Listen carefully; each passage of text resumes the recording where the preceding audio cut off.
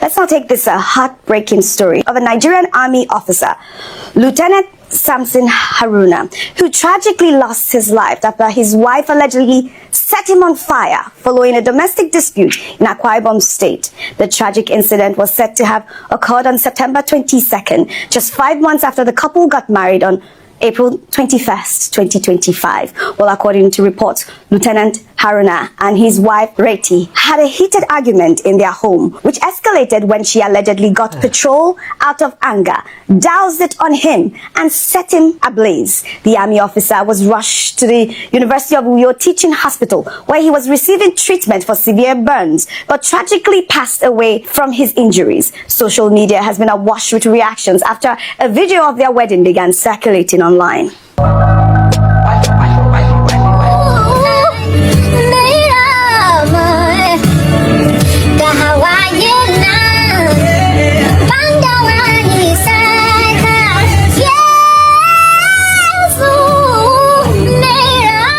Well, this incident has shocked the military community and raised serious questions about domestic violence and anger management. In a statement from the Assistant Director of the Army Public Relations Officer, Lawal Mohammed Unuyo, on Tuesday, the Army condemned Lieutenant Haruna's death and extended their condolences to his family. They stated that their preliminary investigation found that the incident took place after the heated argument between the couple due to a family crisis. The police are also investigating the circumstances surrounding his death, with the wife likely to face murder charges. Now, Dr. Bati, to think that the couple had been married barely 5 months before this tragic incident. Now, the military officer's life has been cut short, his career over. I mean, what does this say? This is really sad. May his soul rest in peace. Well, this is very sad. It's horrific. It is sorrowful that a couple who were smiling in April now ended up in tragedy, in tragic circumstances in September.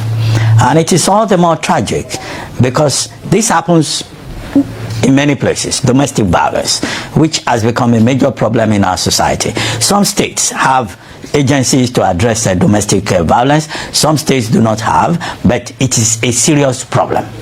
Now, nobody teaches marriage or marital relationships in any of our schools. It's not on the curriculum. And so society has something that people are not prepared for. People marry, they get into disagreements. They are coming from different backgrounds. Nobody has taught them how to navigate this. I think, this should be a wake-up call for society to look at issues of conflict management, also issues of marital abuse, also issues of mental health, because somewhere lurking in that territory is mental health. There is also a role here for families, for churches that, ties the knot for people to come together. Oftentimes people just come together coming from different backgrounds. They spend a lot of money getting married, but what level of counseling have they received, particularly in terms of the mental health of the parties involved? Yep. Now, there's also an issue about androcide, and I think it's very important that you are bringing this up. Oftentimes, if it was a man that attacked a woman, it would be a big issue.